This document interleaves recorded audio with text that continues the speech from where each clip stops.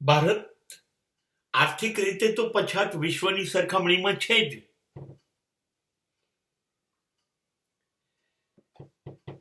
માનસિક રીતે પણ છે. મેં એક બહુ સુંદર વાક્ય વાંચ્યું હતું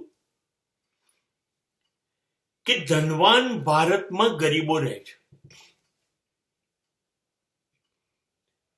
આ તો બહુ જ નવાઈ પ્રમાણે એવું છે, પણ સાચી વાત છે. ભારત બહુ ધનવાન છે.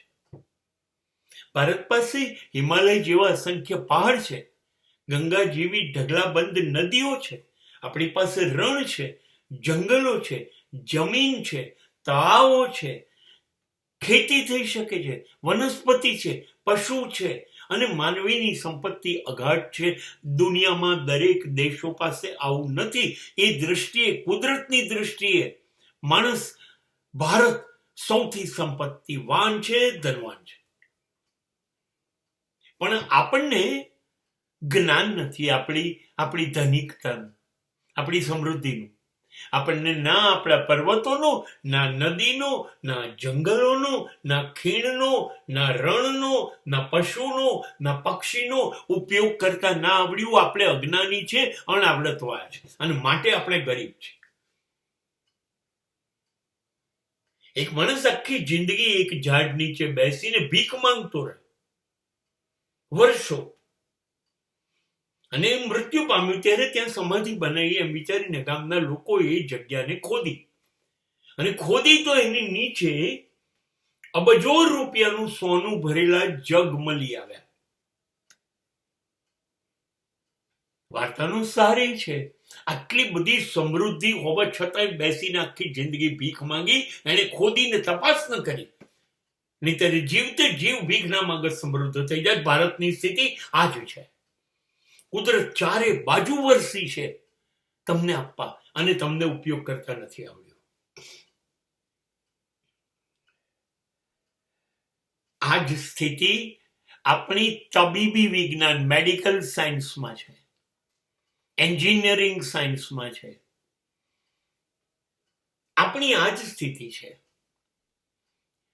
આપણે એટલા અંધ થઈ ગયા છે, આપણી બુદ્ધિને વિકસાવવી જ નથી.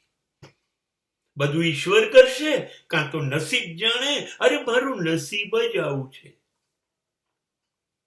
માંદગી આવી, મારું નસીબ. મોત આવ્યું, મારું નસીબ. મારી તબિયત સારી નથી રહેતી, મારું નસીબ જ એવું છે. આપણી માન્યતાઓ છે. અત્યારે દુનિયા પ્રયોગો કરી રહી છે, કોઈ માંદગી જ ના આવે. આંખ જોતી બંધ થઈ જાય, કાન સાંભળતા બંધ થઈ જાય, જીભ બોલતી બંધ થઈ જાય, ફેફસા બંધ થઈ જાય, હૃદય બંધ થાય, કિડની બંધ થાય, હાથ પગ. હા, તો એ કાઢી કાઢો. અને બજારમાં નવા નક્કોર મળે છે કૃત્રિમ અવયવો.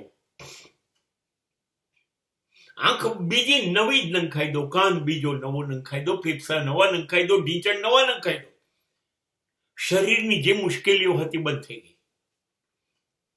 અને હવે એવા ઇન્જેક્શન, એવા ખોરાક, એવું વાતાવરણ એટલું બધું થઈ ગયું છે કે 50 વર્ષે મરી ગયા, 60 વર્ષે. નહીં નહીં નહીં, તમારા હાથમાં છે તમારે માંદા પડવું કે નહીં, અને તમારે કેટલું જીવવું એ તમારા હાથમાં છે. સાબિત થઈ ગયું. અત્યારે અમેરિકામાં હું જોઈ રહ્યો છું, લગભગ બધા 90 વર્ષ બાદ જ મૃત્યુ પામે. 90 વર્ષ બધા જીવે છે. અને રશિયાએ તો રેકોર્ડ તોડી કાઢ્યો. રશિયામાં 150 વર્ષનું ઉંમર સામાન્ય થઈ ગઈ છે. દરેક જણા 150 વર્ષ જીવે છે. અને એ લોકોના શરીરના ડોક્ટરી વગેરેના પ્રયોગો ચાલે છે. એ લોકો એવું માને છે કે આગામી 5 વર્ષમાં અમે માણસને ઓછામાં ઓછો 250 વર્ષ જીવતો કરી દઈશું. એનો મતલબ 125 વર્ષે તો એ જોવાનું છે. આપણે તો કલ્પના જીવવાની નહીં, મરવાની 100 વર્ષની નથી કરતા. હવે શક્ય છે. તમારું આયુષ્ય તમારા હાથમાં છે. તમને કોઈ રોગ ન થાય, તમારી બીમારી કશું ન થાય, એને સંભાળવાની જવાબદારી તમે લઈ શકો છો. એવા ખોરાક છે, એવી દવાઓ છે. સમય બદલાઈ ગયો છે, પ્રયોગો ચાલી રહ્યા છે, અને આપણા હાથમાં આપણી તબિયત અને આપણું આયુષ્ય કેટલું લંબાવવું એ શક્ય છે. રશિયામાં 3 મહિના પહેલા એક સ્ત્રી જે મરી ગઈ એ 182 વર્ષની હતી. હવે તમે વિચારો, આપણે આ વિચારી નથી શકતા, કેમ કે આપણે આ પ્રયોગો કરવા નથી. બાકી આ બિલકુલ શક્ય છે.